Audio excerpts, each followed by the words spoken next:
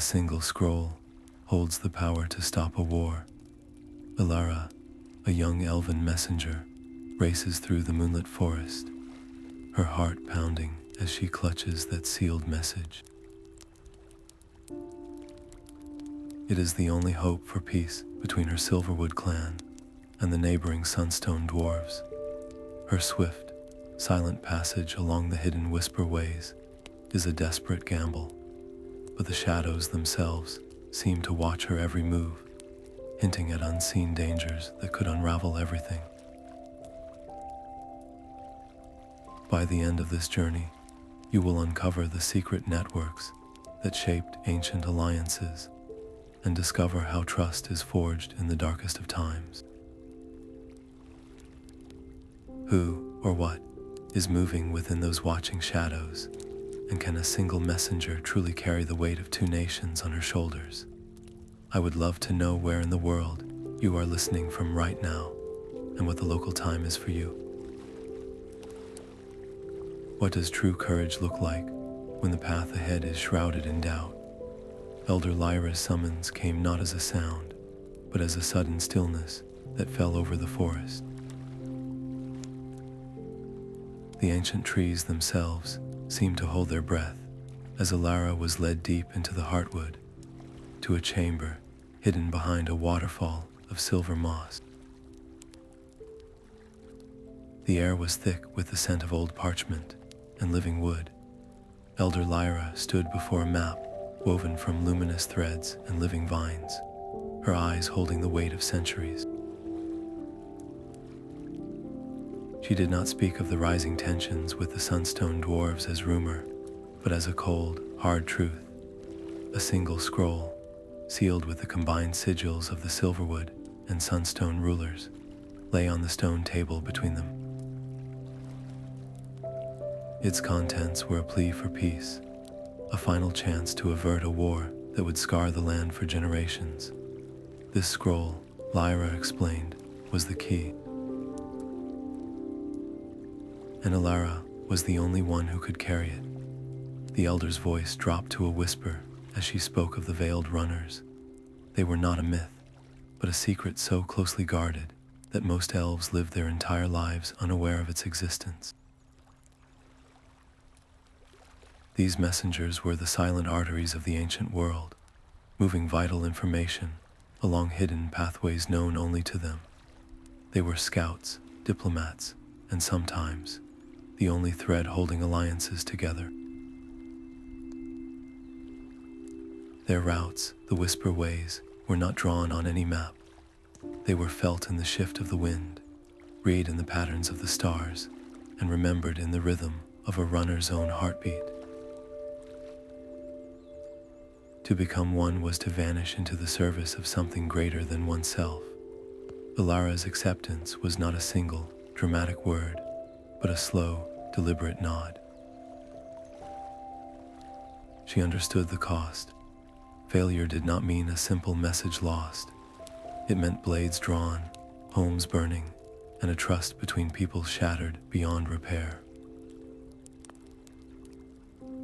Her hand did not tremble as she reached for the scroll, feeling the faint, warm pulse of the magic binding it. The weight she felt was not in the parchment, but in the silence of the chamber, in the hopeful, fearful gaze of her elder, and in the countless lives that now, inexplicably, depended on the speed of her feet and the sharpness of her wits. In that quiet moment, she stepped from being a simple elf of the Silverwood into her true role, a veiled runner, her destiny now irrevocably tied to the fragile piece she carried. The ancient melody left her lips not as a song, but as a series of soft, breathy notes, a secret key for a forgotten lock. Before her, the massive moss-covered arch, which most elves would pass without a second glance, began to hum in response. The stone itself shimmered, the thick veil of greenery dissolving into a curtain of silver mist. Where solid rock had been, a concealed tunnel now yawned open, its air cool and carrying the faint, sweet scent of glow moss. This was the true beginning of the Whisper Way, a path that felt less like a physical space and more like stepping into the world's hidden veins. Inside, the darkness was not absolute. A soft blue-green luminescence pulsed from fungi clinging to the walls, their light ebbing and flowing with a slow, rhythmic breath. It was just enough to see by, painting the narrow passage in shifting shadows. Every sense was stretched to its limit. The drip of water was a clock, counting down the seconds. The scuffle of unseen pebbles was a potential threat. Her own heartbeat was a drum she tried to quiet, each thump echoing in the profound silence. She moved with a fluid grace, her feet finding purchase on the uneven stone without a single misstep, her entire being focused on the path ahead. Then, without warning, the world roared. A deep, grinding rumble shook the tunnel, followed by a cascade of stone and dust. Elara threw herself backward as a section of the ceiling ahead collapsed, sealing the primary route with an impassable wall of rubble. The echo died, leaving only the settling dust and a stark new reality. The path was not a safe, guided route. It was a living, breathing challenge. Panic was a luxury she could not afford. The scroll in her satchel seemed to grow heavier, a silent reminder of her duty. She closed her eyes, forcing her breathing to slow, and reached for the runner's training. A path is not a single line, Elder Lyra had taught, but a web of possibilities. She opened her eyes, scanning the bioluminescent walls not for a door, but for a story. There, almost invisible, was a pattern in the fungi, a subtle spiral of brighter green that veered off into a crack in the wall. It was not a main thoroughfare, but a detour, a thread for emergencies. Squeezing through the narrow opening, she found a tighter, more treacherous climb waiting. It was a test, and the very land itself was the examiner. This was the true nature of the secret ways. Their safety lay in their obscurity, but their danger was their constant change. A messenger's greatest skill was not just speed, but the adaptability to listen when the path itself spoke. The dust settled in her lungs, a gritty taste of failure. As Alara scanned the collapsed tunnel, a faint, ragged breath cut through the silence. It was not her own. Tucked behind a fallen slab of rock, a figure was pinned. The fire-red beard and stout, muscular frame were unmistakable. A dwarf, a Sunstone scout. His eyes, wide with pain and defiance, met hers. Here was the enemy, the very reason her people stood on the brink of war, now helpless before her. Every instinct of a veiled runner screamed to move on, to prioritize the scroll and the peace it represented over a single life. But to leave him was to become the monster the dwarves feared elves to be. Her decision was not a calculation, but an impulse of shared suffering. She knelt. Working quickly, she used a length of strong vine from her pack as a lever, straining against the weight of the stone until, with a final grating shift, it rolled away.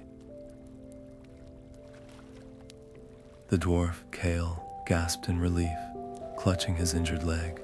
He watched her, suspicion warring with shock. "You could have left me," he grunted, his voice rough as gravel. "Why?" Elara simply offered him a water skin. "Because the scroll I carry is meant to stop our peoples from killing each other," she replied. "Saving you felt like a better first step than any sealed message." That simple act of mercy became a bridge. As she helped bind his leg, the tension between them slowly thawed. Kale explained he was part of a forward scout team, sent to investigate strange movements near the border. His own unit had been scattered by a rock slide, a common hazard in these unstable lower passes, but he offered something more valuable than his personal story, a crucial piece of intelligence born of grudging trust. The main mountain pass ahead, the one her original route relied upon, is now thick with my kin's patrols, he warned, his voice low. Tempers are high. They have orders to challenge any elf on sight. You will not get through. His words painted a stark new obstacle, one far more dangerous than any collapsed tunnel. Her mission, which a moment before had seemed merely delayed, now faced a seemingly impossible barrier. Yet in this grim warning lay a sliver of hope, for an enemy had chosen to become an informant, and a path once closed was perhaps simply waiting to be rediscovered. The forest canopy thickened until the very sunlight seemed to hesitate, filtering down in muted, golden shafts. They had reached the Whispering Grove. To any other traveler, it was merely a beautiful, tranquil copse of ancient, silver-barked trees. But to Alara, it was a library of secrets. The air thrummed with a low, resonant hum, the sound of countless messages left by generations of veiled runners, their words absorbed into the very wood and wind. Kale lingered at the edge, his dwarven senses clearly unsettled by the subtle, pervasive magic. Elara moved to the central tree, the sentinel oak, and placed her palm against its bark. The grove responded instantly. Faint, shimmering symbols, like ghostly writing made of light, began to swirl across the trunk. These were not words, but a complex cipher of feeling and image, a language only another runner could interpret. Most were routine updates on patrols or safe passages, but one, left only hours before, pulsed with a sharp, urgent energy. The symbols resolved into a clear, chilling warning. It spoke of watchers in the deep shadows, figures that moved with an unnatural silence, neither elf nor dwarf.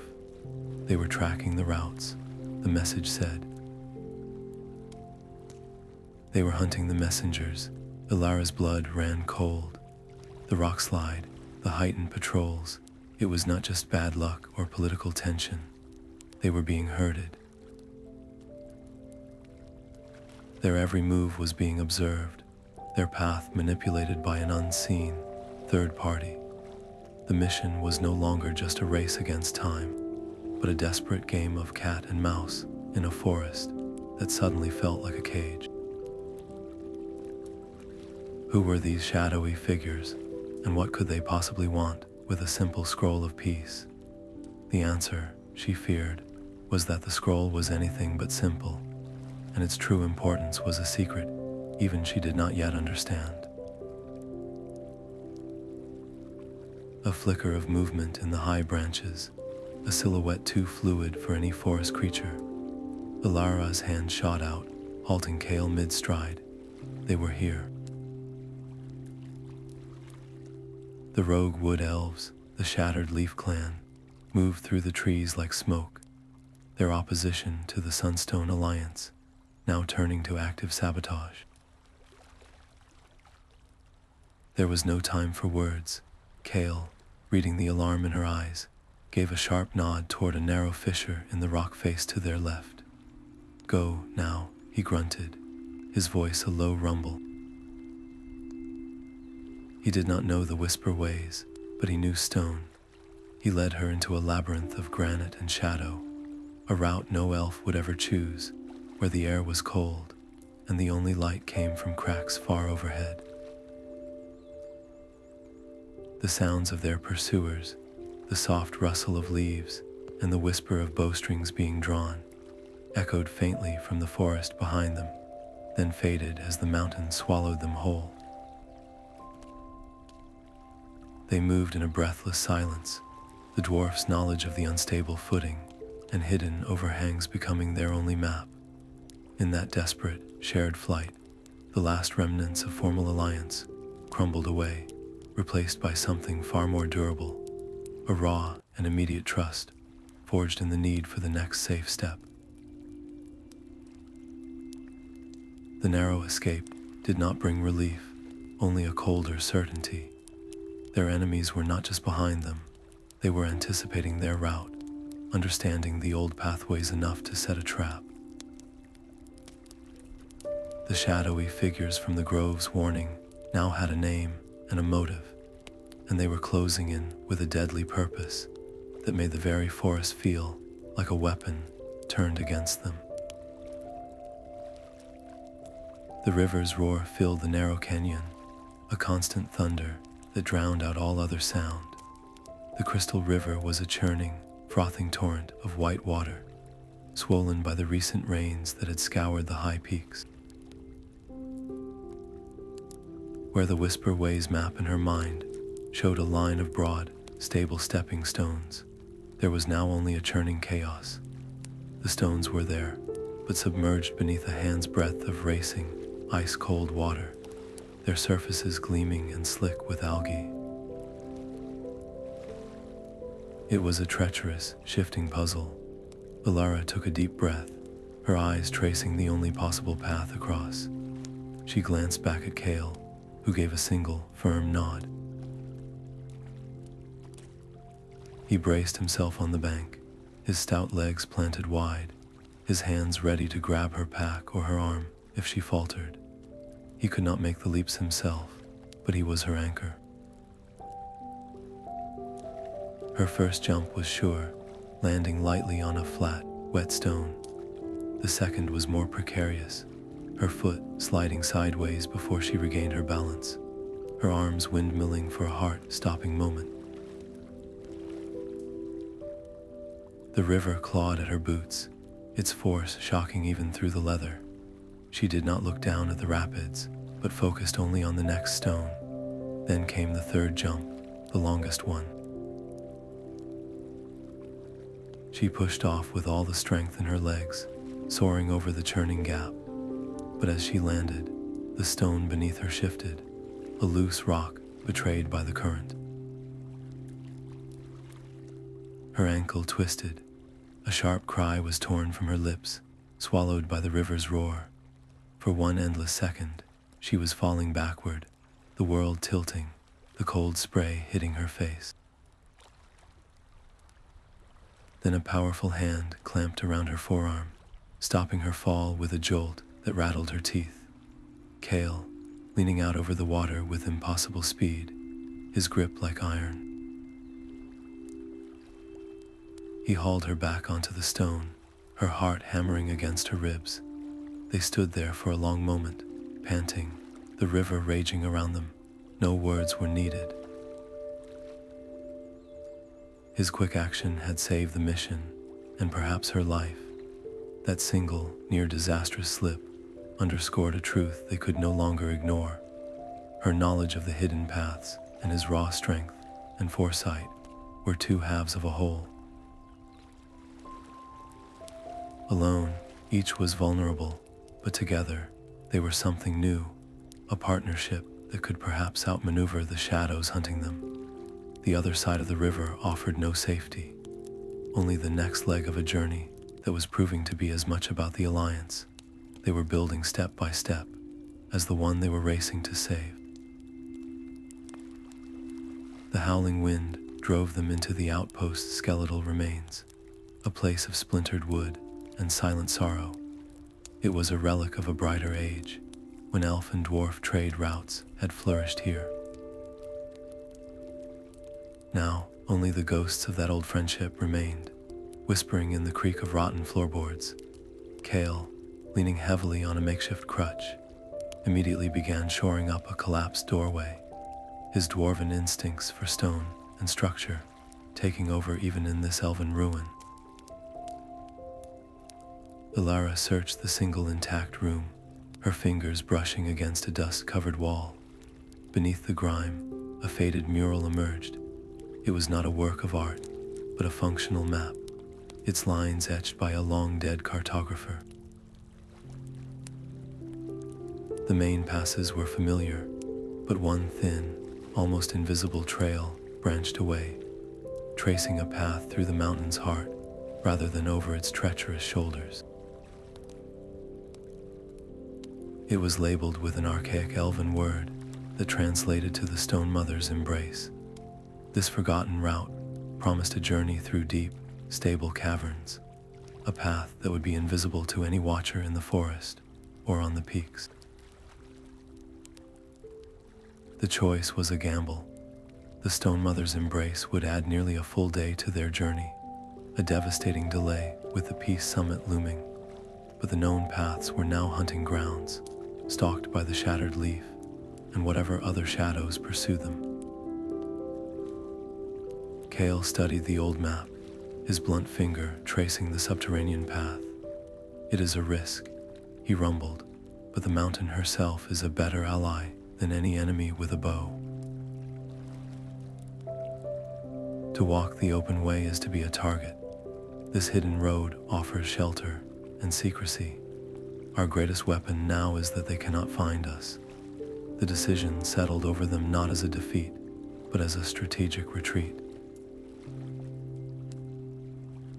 They were no longer just running a route, they were rewriting it. Leaving the outpost behind, they turned away from the known whisper ways and toward the silent, stony heart of the mountain, trading speed for the hope of sanctuary and praying that the old map held truths that time had not erased. The silence within the outpost was heavier than the mountain above them. Kale finally spoke, his voice a low rumble that seemed to stir the ancient dust. "I was not just a scout," he admitted, his eyes fixed on the crumbling mural. "My chieftain sent me to verify the rumors, to see if your people were massing forces for a strike. Some among my kin believe this entire piece, some. It is an elaborate Elven trick, a feint to lure our leaders into a vulnerable position." The words hung in the cold air, a confession of the very poison that threatened to destroy everything. Elara felt a hot flush of defensive anger, but it was quickly doused by the raw honesty in his tone. This was not an accusation, it was a fear, a deeply ingrained suspicion passed down through generations. "How can you build a bridge when the ground itself is made of old wounds?" she asked, her voice softer than she intended. "My clan wants peace, Kale. We are not massing armies. We are sending a single messenger with a single scroll. Is that the act of a people planning deception?" Her defense was not a denial of history, but a plea for the present moment. She spoke of the Silverwood elders, of their long debates and their genuine fear of a war that would consume the forests and the mountains alike. Kale listened, his gaze never leaving her face, and for the first time, Alara saw the conflict within him, the struggle between the duty he was born into and the truth he was witnessing with his own eyes. This shared moment of vulnerability did not erase the tension, but wove it into the fabric of their partnership. They were no longer just elf and dwarf, but two people carrying the heavy baggage of their people's past, forced to decide if they would let those old echoes of betrayal dictate their future, or if they could trust the fragile understanding being forged between them in the dark.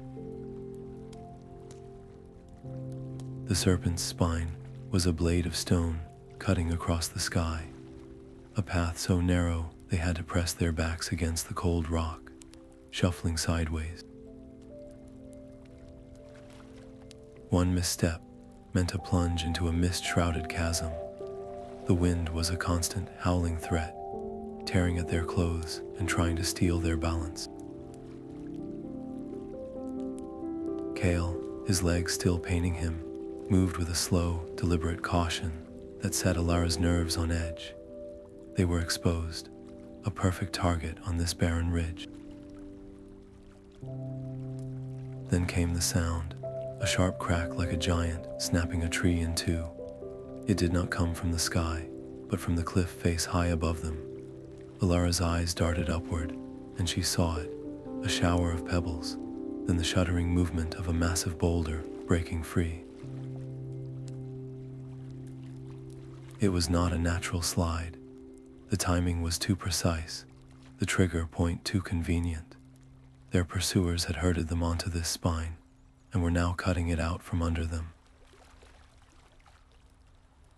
"Move now," she screamed, her voice swallowed by the growing roar. She did not look back to see if Kale followed. She simply acted, shoving him forward into a shallow recess in the cliff wall, just as the world dissolved into a thunderous avalanche of stone and dust. The mountain seemed to be coming apart around them. She squeezed into the niche beside him, her body shielding his as rocks pummeled the opening, sealing them in a pocket of trembling darkness. The noise was deafening, a grinding, crashing fury that felt like it would never end. When the last pebble finally clattered to a stop, the silence was even more terrifying. They were trapped, buried alive in a tomb of their enemies' making. Elara coughed, spitting out rock dust, her hands already feeling the wall of rubble blocking their exit. "We have to dig," she said, her voice raw, but as Kale tried to shift, a sharp gasp of pain escaped him. In the dim light, filtering through cracks in the new rockfall, she saw the deep gash on his shoulder and the awkward angle of his already injured leg. The rock slide had not been meant to kill them outright. It was meant to slow them down, to cripple them, to make the final capture easy, and it had worked. Now, every step would be an agony for him, every moment of delay a gift to the hunters closing in. The mission, which had felt so close just hours before, now hung by the thinnest of threads, a fragile hope balanced on the shoulders of an injured dwarf and an elf trapped in a stone cage. The air in their stone prison was growing thin, tasting of dust and despair. It was Kale who broke the silence, his voice a pained rasp. "The mountain speaks, even in its falling."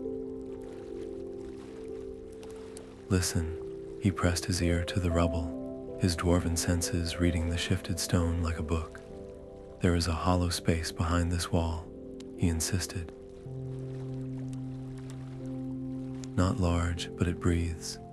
It took them what felt like an eternity, their fingers raw and bleeding, to shift just enough rock to create a crawl space. Elara went first, squeezing through the narrow gap into a damp, cool darkness that opened up into a vast, impossible space.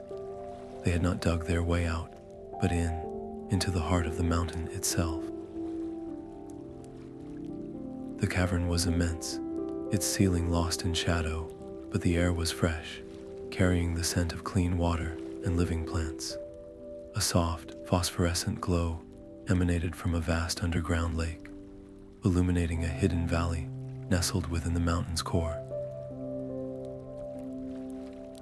Ancient trees with bark like silver thread grew in tranquil groves, and the very atmosphere hummed with a deep, abiding peace. This was no natural cave, it was a sanctuary. Figures emerged from the shadows, tall and silent, their forms seeming to be woven from living wood and shifting moss. They were the Sylvan Wardens, reclusive guardians of the deep places, who owed allegiance to neither elf nor dwarf. They regarded the intruders with eyes that held the patience of stone and the judgment of the forest. One stepped forward, a staff of twisted root in its hand. Its voice was the sound of leaves rustling. "You trespass in a place of refuge. State your purpose, or become part of the silence you have disturbed." Alara knew this was not a moment for diplomacy, but for truth. She stepped forward, her hands open and empty, and began to speak. She did not plead their case, but recited the oldest of Elven lore, the covenant of the root and the stone, a foundational text that spoke of the world's balance and the duty of all living things to preserve it.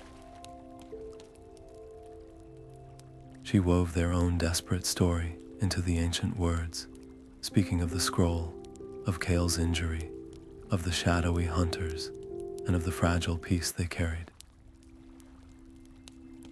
The Wardens did not move, but the air grew still, listening. The lead Warden then pointed its staff toward a still pool at the valley's center. The trial of reflection, it intoned. The water will show only the truth you carry within. Alara knelt, her heart pounding. As she gazed into the impossibly clear water, it did not show her face, but a cascade of images, a silent film of her journey.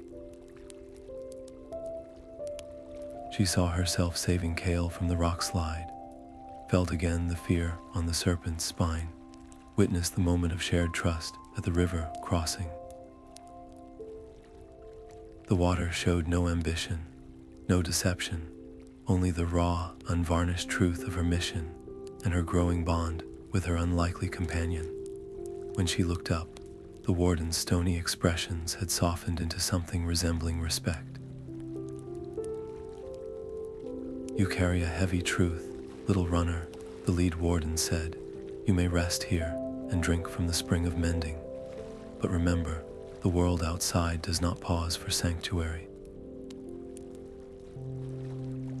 Time flows on, and with it, the chance for peace. For a few precious hours they were safe. Kale drank from the spring, and his pain visibly eased, the color returning to his face. They rested on soft moss under the gentle glow of the cavern, the silence a balm after the constant chase, but the Warden's warning echoed in the stillness. This respite was a gift, but it was also a reminder. Every moment of peace they found here was a moment lost in the race to prevent a war.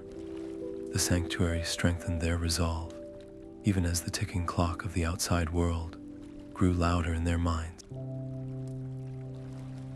The water of the mending spring was still cool on Alara's lips when a faint, discordant hum prickled at the edge of her hearing. It was a sound out of place in the sanctuary's serene melody, a single, sour note in the symphony of the cavern.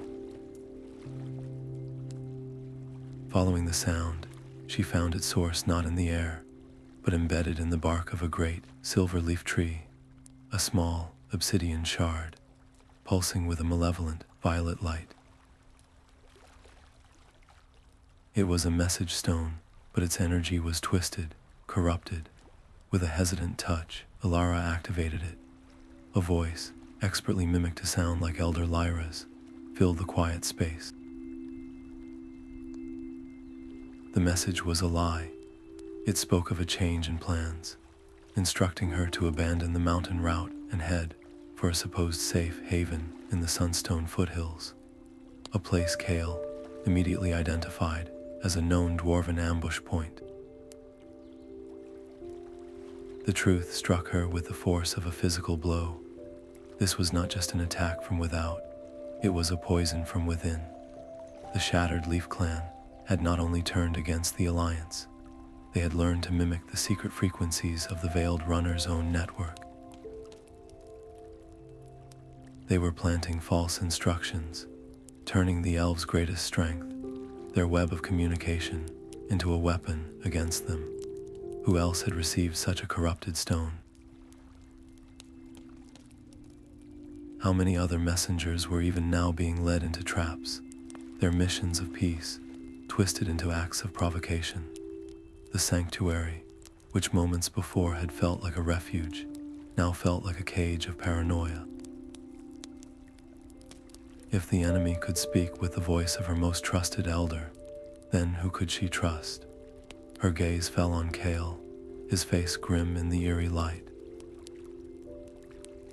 He was the enemy she had been taught to fear, and yet he was the only one whose actions had proven true. This interception changed everything. It was no longer enough to simply deliver the scroll. They now had to outrun a lie, a false narrative designed to shatter the very peace they carried, and they had to do it while wondering if the next friendly face they saw would be a blade in the dark.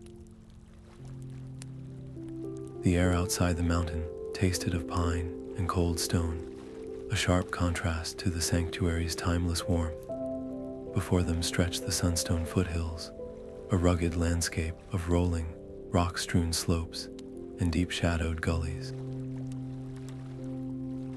This was the edge of Kale's world, a place where the very soil seemed to hum with Dwarven vigilance. They had barely taken a dozen steps when a low, guttural command echoed from behind a granite outcrop. Halt and be recognized. 3 dwarves emerged, their armor gleaming like polished hematite, their crossbows held with a practiced, unyielding steadiness. Their captain, a dwarf with a braided black beard and eyes like flint, focused immediately on Kale. Scout Kale, you were reported missing. Your presence here, so close to the main gate, requires explanation. Kale straightened, his expression carefully neutral, but Alara, hidden in a crevice just off the trail, could see the tension in his shoulders. He did not look back at her. He had to speak for them both now. My unit was lost in a rockslide. Captain Boren, Kale's voice was firm, carrying the weight of his rank. I was injured and would have been lost, but I was found. And aided, by who? The captain's gaze swept the empty hillside, suspicious and sharp. Kale took a slow breath. By an ally, a veiled runner of the Silverwood clan, carrying a sealed scroll for the chieftain's own hands. It is a message of peace, and our only hope to stop the war that gathers around us. A ripple of disbelief passed through the patrol. An elf, here. Captain Boren's laugh was a short, harsh bark. You expect me to believe a Silverwood elf saved you, and now you travel together like old comrades. This reeks of elven trickery. Kale, stand aside. Elara held her breath, her hand resting on the scroll in her satchel. This was the moment, with the trust they had built in the dark hold, under the bright, skeptical eyes of his own people. Kale did not flinch. He met the captain's stare. I was pinned beneath a rock, Boren. She had the scroll, the proof of her mission. She could have left me to die and continued on her way. She chose to stop. She chose to save a life. Is that the action of a trickster, or of someone trying to build a bridge we have spent generations burning down? His words were not a plea, but a challenge. He was vouching for her mission, for the truth of their shared ordeal. The silence stretched thick and heavy. Finally, Captain Boren grunted, lowering his crossbow a fraction. Your word has weight, Scout, but the elf stays hidden until we are well past the outer watch posts. The chieftain will hear your report, but understand, Kale, many will not see this as you do. You walk a dangerous line. The patrol parted, allowing them passage. As Kale moved forward, he gave the slightest nod in Elara's direction, a signal to follow at a distance. They had passed the test, but the captain's final warning hung in the air like a shroud. This small victory was just that, small. Beyond this patrol lay an entire holdfast of dwarves steeped in the same suspicion, and their welcome would be far less trusting. The outer watch posts were only the beginning. Kale led Elara through a crack in a seemingly solid cliff face, into a darkness that swallowed all sound and light. This was the true entrance to the Sunstone hold, a subterranean labyrinth, carved over millennia, its secrets fiercely guarded from all outsiders.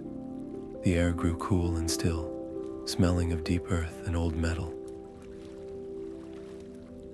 Elara's elven eyes strained in the profound blackness, but Kale moved with an unshakable certainty, his hand occasionally brushing her arm to guide her around a sudden drop or a low-hanging stone lintel. This was not a path one saw, but one a dwarf knew in their bones. The first test was a massive stone door, seamless and imposing, blocking the tunnel ahead. Alara could see no handle, no keyhole, only a series of nearly invisible, hair-thin seams forming a complex geometric pattern. Her fingers traced the lines, feeling the faint, ancient magic humming within the stone. "It is a lock of air and pressure," she whispered, her voice absorbed by the dense rock. "The mechanism requires a specific sequence of touches, lighter than a falling leaf." She closed her eyes, her sensitive fingertips reading the stone's subtle vibrations as she pressed the seams in a precise, flowing order. With a deep, resonant click, the door slid silently into the wall. Kale grunted in approval. "Your grace opens the way, but my strength will be needed next. Be ready." The tunnel beyond opened into a vast cavern, split by a deep chasm, the only crossing a series of massive, counterweighted stone pillars that formed an unstable bridge. As Alara stepped onto the first pillar, it tipped precipitously. She leaped to the next, but it too began to wobble and sink. The entire bridge was a balancing puzzle, each step affecting the stability of the others. "I cannot make the jumps with this leg," Kale called out, his voice echoing in the vast space, "but I can anchor them." He moved to the central mechanism at the chasm's edge, a giant stone wheel fused with rust. Bracing his powerful shoulders, he began to turn it, muscles straining against centuries of inertia. With a groan of protesting metal, the grinding of hidden chains echoed through the cavern. Slowly, the teetering pillars stabilized, locking into place just long enough for Alara to dart across in a blur of motion, her feet barely touching each stone before it began to shift again. They proceeded like this through the labyrinth, a perfect, synchronized dance of their distinct talents. He used his knowledge of stonecraft to disarm a deadly pendulum axe trap, while she deciphered a riddle of shifting shadows cast by glowing crystals to reveal a hidden passage. Each challenge was designed to be insurmountable for one race alone, a testament to a time when such cooperation was not just possible, but expected. In the profound silence of the deep earth, with no one to witness but the ancient stones themselves, their partnership solidified from a fragile alliance into an unspoken bond. They were no longer just an elf and a dwarf on a shared mission. They had become a single, effective unit, each the key that unlocked the other's limitations, proving that the strongest paths are often those forged by two very different hands. The labyrinth's final door opened not into a grand hall, but into a familiar, torch-lit barracks chamber, the air thick with the smell of damp stone and old ale. A dozen off-duty dwarven soldiers looked up from their mugs, their casual conversation dying in their throats. At their center stood a dwarf with a familiar, fiery braid in his beard, his arms crossed over a broad chest. It was Torven, Kale's oldest friend, the one he had wrestled with as a child and stood beside in his first patrol. A wide, welcoming grin split Torven's face, but it did not reach his cold, assessing eyes. "Kale, by the stones you live," he boomed, stepping forward to clasp arms. "The rumors said you were lost to a slide, but they did not say you would return with such company.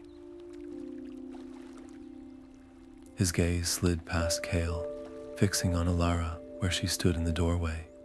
The warmth drained from his voice. You bring an elf into the heart of our home. Have the Silverwoods finally sent their assassin and dressed her as a messenger? A low grumble of agreement rippled through the room. Elara felt the weight of every hostile stare, a physical pressure in the cramped space. This was not a formal challenge. It was something more dangerous, a trial of reputation and peerage. Kale did not step back. His own voice was low, but it carried through the sudden silence.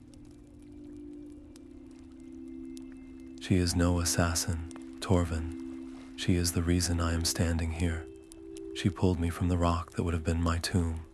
She carries a plea for peace from her elders, directly for the chieftain. Torven scoffed, the sound harsh in the quiet. Peace, you were always too trusting, Kale. They send one pretty elf with a pretty scroll to lull us, while they sharpen their blades in the forests. This is not a peace mission. It is a deception, and you are its gullible pawn. He stepped closer, his voice dropping to a conspiratorial whisper, meant only for Kale, yet every dwarf in the room heard it. Send her away, brother. Deny her passage. Show our kin where your true loyalty lies, and this misjudgment will be forgotten. In that moment, the weight of a lifetime of friendship, of shared history and belonging, pressed down on Kale. To defy Torven was to defy the very culture that had shaped him, to risk becoming an outcast in the only home he had ever known. He looked from Torven's confident, scornful face to Alara's tense, silent form. He saw not an elf, but the partner who had anchored him on a crumbling bridge, the ally who had trusted him in the dark. His choice was not between an elf and a dwarf, but between the easy comfort of old prejudices and the difficult truth he had lived. He turned his back on Torven, a deliberate and profound rejection, and faced the room. My loyalty lies with the truth I have witnessed with my own eyes, he declared, his voice ringing with a newfound strength. This elf has shown more honor and courage than any of you whispering in the shadows. She saved my life when she had every reason to leave me. I will stand with her, and I will see this scroll delivered. If that costs me my standing here, then so be it. The silence that followed was absolute, broken only by the sputter of a torch. Torven's face hardened into a mask of cold betrayal. You choose a stranger over your own kin, he said, his voice flat and final. So be it. The path to the chieftain is yours, Kale Stonehand. Walk it alone. As Kale led Elara from the barracks, the turned backs and averted gazes of his former comrades were a colder dismissal than any shouted curse. He had publicly chosen a side, and in doing so, had severed a part of his old life. Yet with every step away from that room, his resolve solidified. The cost of trust was high, but the price of blind suspicion, he now knew, was a far greater and more terrible debt. The silence of the turned backs followed them like a ghost through the winding stone corridors. Kale's jaw was set, his footsteps echoing with a new, grim finality. He led Elara not to a grand throne room, but to an antechamber just outside the Hall of Echoes, where the Dwarven Council of Elders was already in session. The heavy iron doors were slightly ajar, and the voices that spilled out were not the unified rumble of a single people, but a cacophony of fear and anger. We cannot afford to wait for their deception to strike, one voice, sharp as a honed axe, argued. Every day we delay is a day they strengthen their position in the forests. Another, older and wearier, countered, but to march to war on rumor alone is to spill dwarf blood for a phantom enemy. They are fractured, Kale murmured, his face pale. The vote for a preemptive strike could happen at any moment. Elara felt the parchment in her satchel, once a symbol of hope, now seeming terribly fragile. Simply placing it in their chieftain's hands would not be enough. A scroll could be ignored, dismissed as another elven trick, just as Torven had claimed. The true mission had just transformed. She had to make them believe. She had to bridge the chasm of suspicion with nothing but her own voice and the raw, unvarnished truth of their journey. This was no longer a delivery, it was a plea. Her heart hammered against her ribs, not with the fear of physical danger, but with the terrifying weight of diplomacy. Could the words of a single, young elf, an outsider, possibly sway a council of ancient, hardened dwarves who had already decided her people were the enemy? The political stakes were now a cliff's edge, and the emotional toll of their entire ordeal, the trust forged, the sacrifices made had to become her weapon. She had to make them see Kale not as a traitor, but as a bridge. She had to make them feel the shared peril of the shadowy hunters that threatened them all.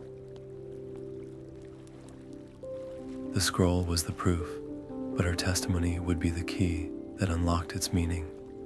Failure meant not just a failed mission, but a war voted into existence by reasonable people, too clouded by old fears to see the new hope standing right in front of them.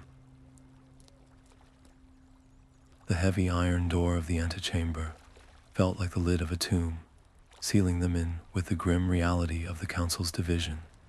But a quiet scraping sound from a side passage broke the silence. A dwarf with a long, gray-streaked beard and eyes that held a deep, weary intelligence gestured them closer.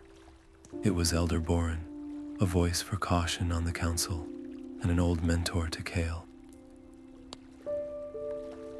He led them into a disused storeroom, the air thick with the scent of dried herbs and old leather. The piece you carry is already under attack. From within these very walls, Boren whispered, his voice barely audible. There are those among us who see war not as a tragedy, but as an opportunity. They have agents positioned to intercept your scroll the moment you present it. It will be declared a forgery, a provocation, and destroyed before its true message can be heard. The danger was no longer just out in the mountains. It was here, woven into the politics of the hold itself. Their enemies had anticipated their every move, turning their final destination into another trap. Alara's mind raced. How do you deliver a truth when the room is filled with people paid not to hear it? We cannot simply walk into the hall, Kale said, his voice tight. They will take it and us into custody for disrupting the council. We need a new path, one they will not expect. A desperate, audacious plan began to take shape in the dim light. The scroll itself was the target, a single point of failure, so they would separate the message from the messenger. Elara would use a piece of blank parchment from her pact to create a decoy, a false scroll to draw the attention of the interceptors. The real scroll would be committed not to parchment, but to memory. Elara would recite its contents verbatim before the entire council, a living vessel for the words of peace. It was a tremendous risk. Her word alone could be dismissed as elven lies without the weight of the official seals. But it was also the one thing their enemies could not steal and destroy. It relied entirely on the power of her conviction, on the raw truth of her testimony, and on the hope that at least some on the council would hear the sincerity in her voice. This new layer of deception turned their mission inside out. They were no longer just delivering a message. They were performing a play for their enemies, hoping to misdirect them long enough for the real words to find their mark. The scroll was now a prop, and Alara's courage became the only true document of peace. Could a performance, staged in the heart of their enemy's stronghold, possibly succeed where a sealed letter would surely fail? The deep, resonant hum of the stone singing festival vibrated through the very air. 1,000 dwarven voices raised in ancient harmonies that made the mountain itself seem to breathe. For Elara, the swirling crowd of celebrants was not a spectacle, but a cloak. She pulled the hood of a borrowed traveler's cloak lower, the rough wool scratchy against her skin, and let the current of the festival carry her through the throng. Everywhere, dwarves were stamping their feet in rhythm, clapping their hands, their faces alight with a joy that stood in stark contrast to the grim politics unfolding just a level above. This was their perfect cover, a moment of shared cultural pride so powerful it made the guards at their posts relax, their attention drifting from their duty to the mesmerizing song. Then, from across the great plaza, a sudden crash echoed, followed by a rising wave of shouts. A massive barrel of festival ale, seemingly knocked loose by a clumsy patron, had shattered against the stones, sending a river of froth and splintered wood across the flagstones. The commotion was immediate and chaotic. Guards who had been watching the periphery now turned, pushing through the confused and slightly inebriated crowd to reach the source of the disruption. Alara did not need to see Kale to know it was his work, a calculated risk to draw every eye away from the corridor that led to the council hall. In that precious window of distraction, she slipped from the crowd's edge and into the dim, quiet passageway, her heart thumping in time with the fading festival drums. The diversion had worked, but the success was fragile. They were now separated, and if anyone thought to connect the strange, cloaked figure vanishing into the restricted areas with the conveniently timed accident, their entire plan would collapse in an instant. The mountain's song had given them a path, but it was a path walked on a knife's edge, with discovery waiting in every unchecked shadow. The silence of the council hall was a heavier stone than any in the mountain. The High Elder, Thrain Stonehand, took the offered scroll from Alara, his face an unreadable mask of weathered granite. He broke the combined seals with a thick thumb, his eyes scanning the elegant Elven script. With each line, his expression darkened, his bushy brows drawing together like storm clouds. When he finally looked up, his voice was a low, dangerous rumble. This is not a treaty, it is a list of insults. They demand we cede the entire Ember Fall Valley, the very land that holds our richest iron veins, and in return, they offer only a promise to stop shooting arrows at our scouts. This is not peace, messenger. This is surrender. A wave of angry muttering swept through the other elders. Alara stood her ground, her heart hammering, but her voice was steady. The Emberfall Valley has been a wound between our peoples for generations, honored elder, but the Silverwoods do not ask for its riches. They ask for its silence. The iron you prize is why your smithies work through the night. The ring of your hammers, a constant threat to the ancient groves that are our own heart. The treaty proposes a shared guardianship. Elven wardens would ensure the forests remain. while your miners could still access the deeper veins that run beneath the roots. It is not a loss of land, but a chance to share its burdens. Thrain scoffed, his fist clenching the scroll. And what of your demand that we dismantle the watchtowers along the Silverwood border? You would leave our eastern flank naked. Elara met his gaze, her diplomatic training rising to the surface like a long dormant instinct. The watchtowers were built in a time of fear, Elder. Their presence tells my people you expect a war. Dismantling them would be the strongest possible signal that you do not. It is a gesture of trust, and in return, the Silverwoods offer to reroute the Whisperways, to share intelligence on the movements of the rogue Shattered Leaf clan and the other shadowy forces that threaten us both. This scroll is not a list of demands, but an invitation to build something new. It asks for painful concessions, because the old ways have brought us nothing but graves and grief. I have walked with one of your own through fire and falling stone. I have seen that trust is possible. This treaty is the map for that difficult, necessary journey. She did not plead.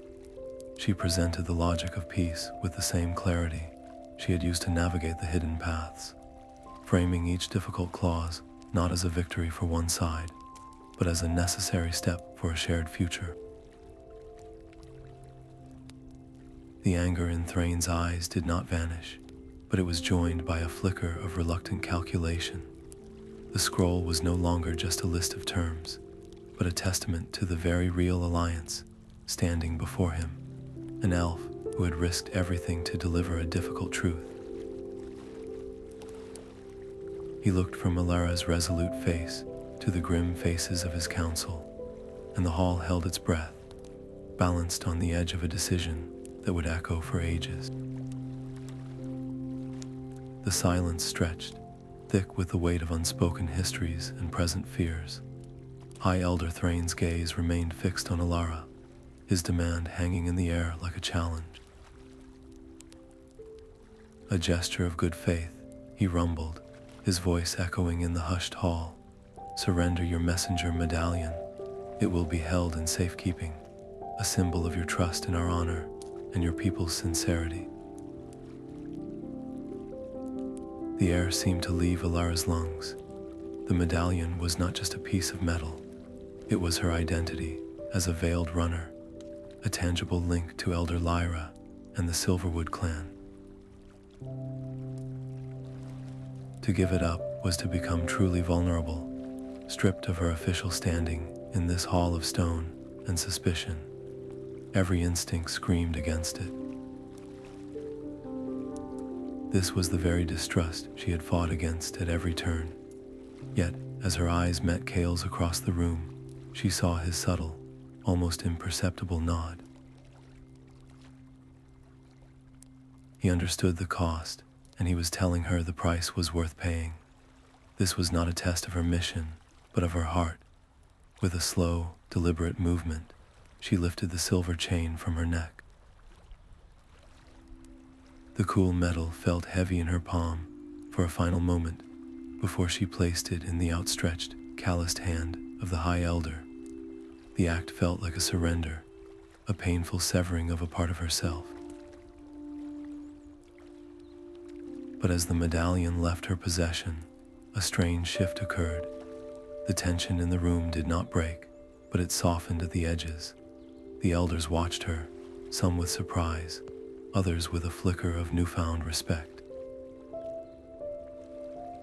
She had not just given them a symbol, she had given them a choice. By placing her trust so completely in their hands, she was forcing them to either honor it or shatter it, and in doing so, reveal their own true intentions. It was the most dangerous gamble of her journey, a leap of faith with no guarantee of a safe landing, hoping that this small, personal sacrifice would be the key that finally unlocked a dialogue built on something more solid than old fears. The medallion's weight was a fading coolness against her palm when the first alarm bell shattered the chamber's fragile peace. It was not the deep, measured gong signaling a drill, but a frantic, clanging peal that screamed of immediate danger. Before the echoes could die, the heavy iron doors of the council hall shuddered under a thunderous impact. Splinters of wood and shards of metal flew inward as the reinforced bar groaned and buckled. Through the ragged opening, figures swarmed, their movements a blur of silent, lethal grace. They were elves, but their armor was the color of dried blood and shadow, their faces painted with the jagged, ashen symbol of the shattered leaf. Their attack was not a call to battle, but a surgical strike aimed at the heart of diplomacy itself. Chaos erupted. Elders scrambled back from the table, their guards drawing axes and forming a bristling wall of steel. But the rogue elves were not aiming for the dwarves. Their cold, focused eyes were fixed on Elara and the High Elder who held her medallion. This was not a conquest, it was a framing. Their goal was to slaughter the council under the guise of an elven ambush, with Alara herself as the false banner of Silverwood aggression. In that single, horrifying moment, the delicate thread of trust they had just spun would be severed forever. Kale did not hesitate. He shoved a heavy stone table onto its side, creating a makeshift barricade between the attackers and the most vulnerable elders. Elara, her own short blades appearing in her hands as if by instinct, fell into place beside him. There was no time for a plan, only for motion. A shattered leaf warrior lunged at Thrain, his curved blade a silver arc in the torchlight. Elara met the strike, her own steel clashing with a shriek that was a terrible echo of the shattered door. She knew this style, these forms. They were the techniques of the Whisper Ways, twisted from stealth into murder. Kale fought not with elven grace, but with dwarven inevitability. His warhammer was a pendulum of destruction, each swing calculated to break a charge or shatter a shield. He did not try to match their speed, but to control their space, using his strength and the hall's confines to his advantage. When an attacker tried to flank Alara, Kale simply stepped into the path, taking a glancing blow on his armored shoulder to deliver a crushing counterstrike that sent the rogue elf stumbling back. They fought not as two separate warriors, but as a single, coordinated defense. Elara would feint high, drawing a block, and Kale's hammer would sweep low. When Kale drew the focus of three attackers, Elara would slip through the opening, her blades a flickering deterrent. It was a desperate, brutal dance in the flickering torchlight. Every parry and dodge a defense of the fragile idea they had just fought so hard to plant in this room. The air grew thick with the grunts of effort, the clash of metal, and the sharp, coppery scent of blood. This was the final, violent argument of their enemies, an attempt to prove with steel what words of peace could not undo. To win this fight, they had to do more than survive. They had to protect the very notion that an elf and a dwarf could stand together, that the alliance they represented was not a lie, but a shield strong enough to weather the storm of old hatreds. The world narrowed to the clash of steel and the hot rasp of her own breath. Elara parried a vicious slash aimed at High Elder Thrain, her muscles screaming in protest. As she twisted away, her eyes locked with an attacker across the chaos. It was a face she knew, a face she had trusted. Phalan. He moved with a fluid, deadly precision unique to the veiled runners, but his eyes held none of their sacred purpose, only a cold, fanatical fire. He was not just an enemy, he was a traitor, a poison within the very heart of the network she had sworn to uphold. The realization struck with the force of a physical blow, a sickening lurch in her stomach that threatened to unbalance her more than any sword stroke. This was why their every move had been anticipated, why the secret paths had become hunting grounds. The enemy was not some faceless shadow, but a brother in arms who had turned the sacred trust of the Whisper Ways into a weapon. The betrayal cut deeper than any blade, unraveling a lifetime of faith in an instant. Yet, in that same searing moment of pain, the entire conflict snapped into a terrible, personal clarity. This was no longer a vague political struggle or a mission for an abstract peace. It was a fight for the soul of her order, a battle for redemption against the very corruption that had festered within it. Her mission had just become profoundly personal.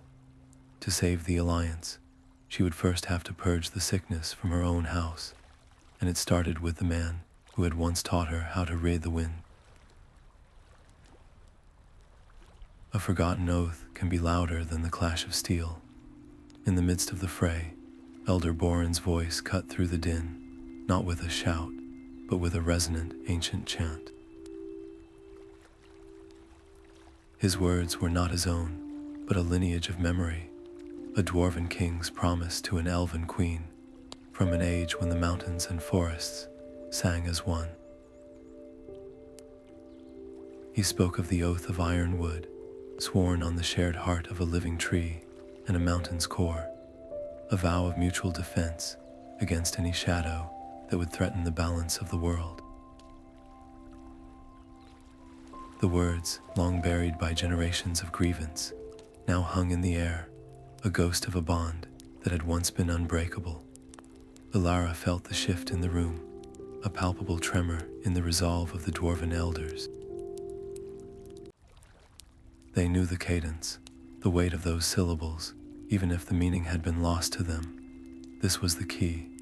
She parried another blow from Phalan, her voice ringing out clear and sharp over the battle. You hear the truth in the elder's words.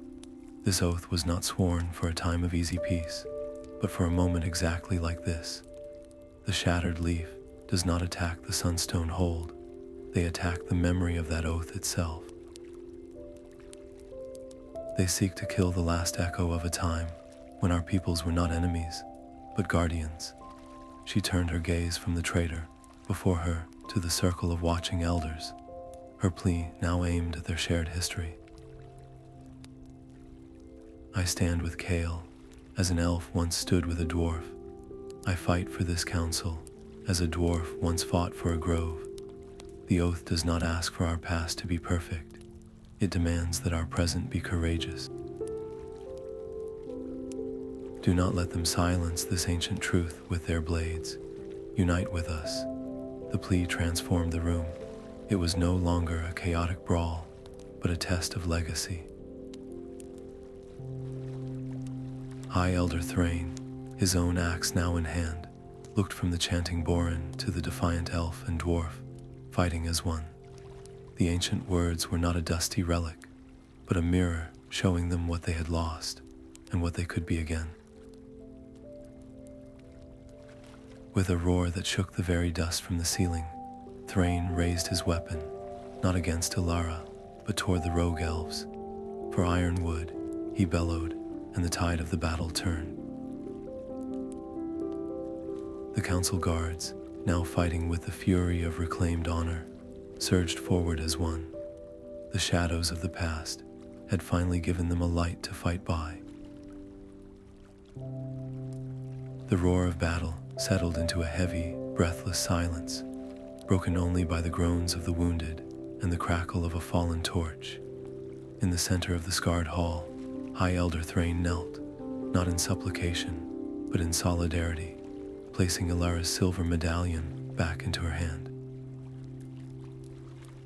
His own gnarled fingers then closed around the haft of his ceremonial warhammer, and with a deep, resonant crack, he broke the stone-set pommel from the weapon.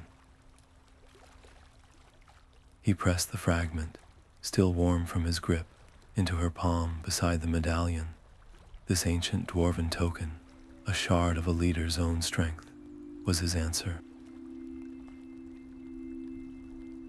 The renewed pact was not signed on pristine parchment, but forged in the heat of a shared fight and sealed with the tangible proof of sacrifice. The council elders, their earlier suspicion replaced by a grim and resolute unity, each added their own mark to the treaty, a chorus of assent that echoed the old Oath of Ironwood. Yet the sweet taste of victory was laced with the bitter ash of loss. The hall floor was stained, and the faces of the fallen, both dwarf and the misled, shattered leaf elves, were a stark reminder of the terrible price of broken trust. The real enemy had not been a foreign army, but a poison that festered in the spaces between peoples, fed by silence and suspicion. Still, as Alara stood with Kale, the cool weight of the two tokens in her hand, a fragile but tenacious hope was rekindled.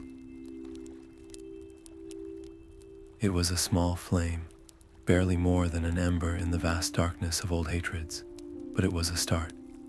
It proved that even the most ancient of wounds could begin to heal, and that the most powerful alliances are not those born in times of peace, but those tempered and proven in the fires of a shared struggle. The shared fight for the hall was over, but the deeper work of healing had only just begun. Elara moved through the aftermath, not as a diplomat, but as a medic, her knowledge of forest herbs and poultices now serving the very dwarves she had come to persuade. She knelt beside a young guardsman, carefully cleaning a gash on his arm, her touch gentle and precise. Nearby, Kale worked with the same stubborn determination, using his strength to shift rubble and his knowledge of the hold's layout to direct the flow of aid. He did not command, he assisted, fetching water and bandages, his presence a quiet testament to his new allegiance. They did not work in isolation, but as two parts of a single, coordinated effort, their actions speaking a clearer language than any treaty clause. An elderly dwarf, initially flinching from Alara's helping hand, finally relented as the pain-numbing salve took effect, his wary gaze softening into grudging gratitude. This was the true foundation of their new alliance, built not in the lofty words of a council chamber, but in the quiet, messy, and profoundly human acts of compassion that followed the storm. A treaty could declare peace, but it took shared sacrifice to make that peace feel real, to transform abstract agreement into tangible trust, one bandaged wound and one cleared passage at a time. The scars of the battle would remain, but in tending to them together, elf and dwarf were writing a new story over the old wounds, a story that began not with a signature, but with a helping hand. The path back to Silverwood felt both familiar and entirely new. This time, Alara and Kale walked not as fugitives, but as honored emissaries, their steps lighter on the forest floor. The Whisper Ways, once a gauntlet of peril, now unfurled before them as roads of revelation. Their first stop was a waypoint known as the Listening Pool, a secluded spring where the water, when a specific rune was traced upon its surface, could carry a single, clear sentence to the next runner along the chain. Elara knelt and sent the coded message, Ironwood renewed, watching the words ripple outwards in silent, expanding rings. It was a seed of hope, planted in a hidden place, destined to sprout in distant groves. At each subsequent waypoint, a mossy cairn or a hallowed glade, they repeated the ritual, their journey becoming a living artery, pumping the vital news of peace back into the secret network. The silence between these stops was filled not with tension, but with a quiet companionship born of shared trials. Kale would point out a particular rock formation, explaining its significance in Dwarven geology, while Alara would name the ancient trees they passed, telling the stories woven into their bark. Their conversations were no longer about survival, but about understanding the worlds they each called home. One evening, as they camped in the shelter of a granite overhang, Kale stirred the embers of their small fire. "I keep thinking of Torven," he said, his voice low. "We grew up believing the same stories, fearing the same shadows. To him, my choice will always be a betrayal." It is a heavy thing to be proven right at the cost of a friendship.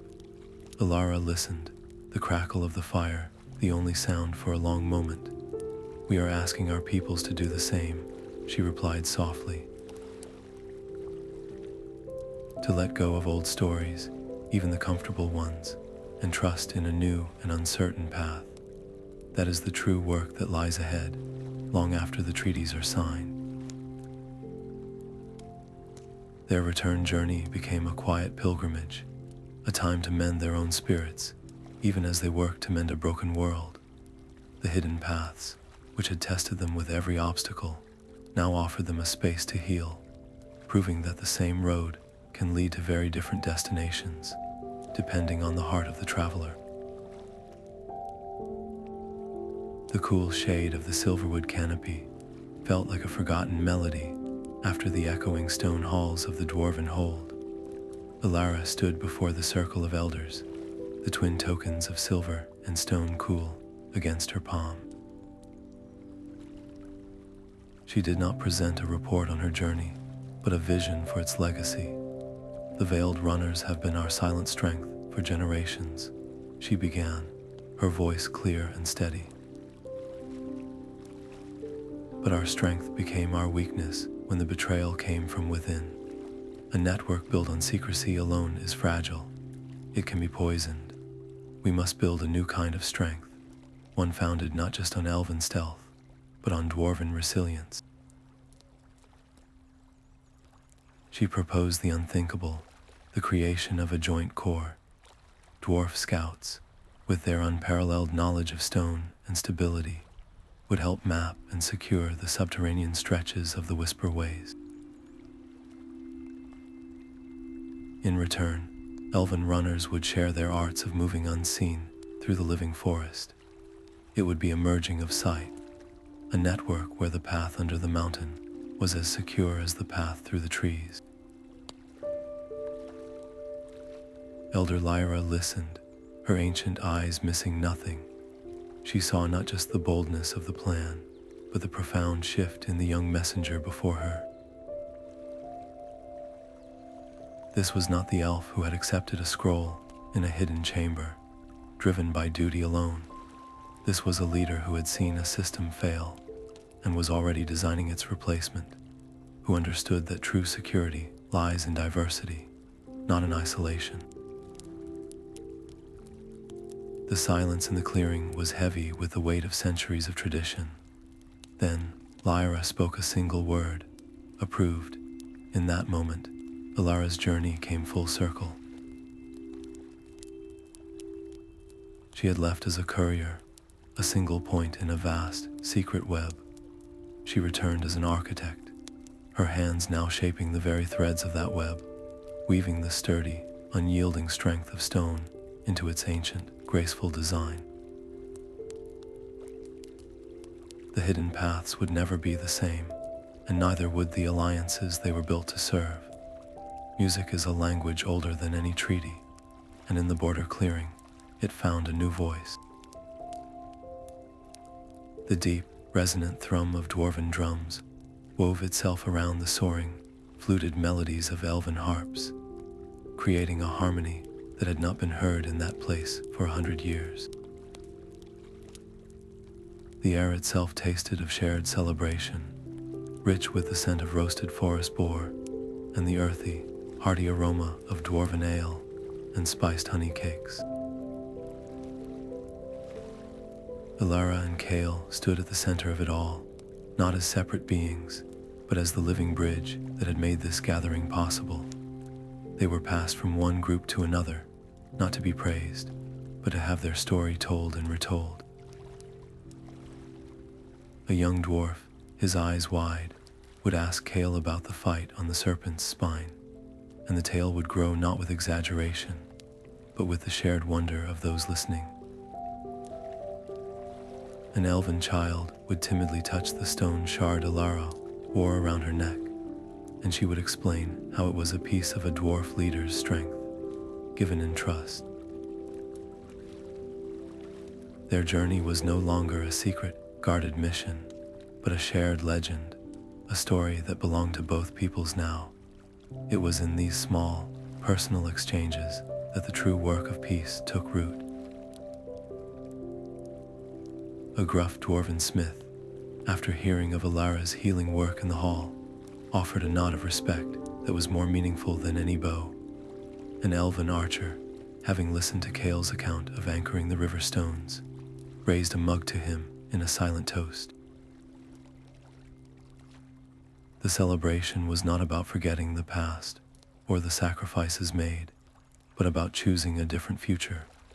It proved that courage is not the absence of fear, but the decision to extend a hand despite it, and that cooperation is not a compromise, but the creation of something stronger than either side could ever build alone. As the twin moons rose over the clearing, their light silvering the mingled crowd of elves and dwarves, the music played on, a promise that the bonds forged in shadow could indeed flourish in the light. The music and laughter of the celebration were still a warm hum in the air when Elder Lyra's quiet summons came once more. The familiar chamber behind the silver moss waterfall was unchanged, but Alara felt entirely different standing within it. The Elder's gaze was no longer heavy with the weight of a single mission, but appraising, seeing the woman who had returned, not the girl who had left. "You have done more than deliver a scroll, Alara," Lyra began, her voice soft yet carrying immense gravity. "You have reforged a bridge we thought lost to time.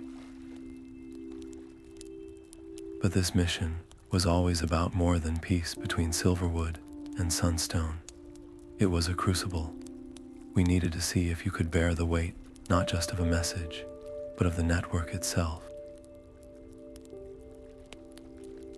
The words settled over Elara, not as a shock, but as a deep, resonant confirmation of something she had felt growing within her on the long road home. The near impossible challenges, the betrayals, the need to think not as a runner, but as a strategist, it had all been a deliberate test of her potential to one day lead the veiled runners. The pride that bloomed in her chest was immediately tempered by a profound and sobering sense of responsibility. To lead the network was to hold the threads of countless alliances, to see the entire map of the world not as separate kingdoms, but as a single, interconnected web. Lyra's eyes held a glimmer of both hope and warning. The alliance you forged with Kale is a powerful beginning, but it is only the first thread in a much larger tapestry. The shadows you uncovered, the shattered leaf, and the corruption within our own ranks are not defeated, merely retreating. They will adapt. The challenges ahead will not be journeys with a clear destination, but the ongoing work of safeguarding a fragile peace in a world that has forgotten how to trust. This acknowledgement was not an end, but a new and far more daunting beginning. Alara felt the mantle of leadership being offered, not as a reward, but as a sacred charge.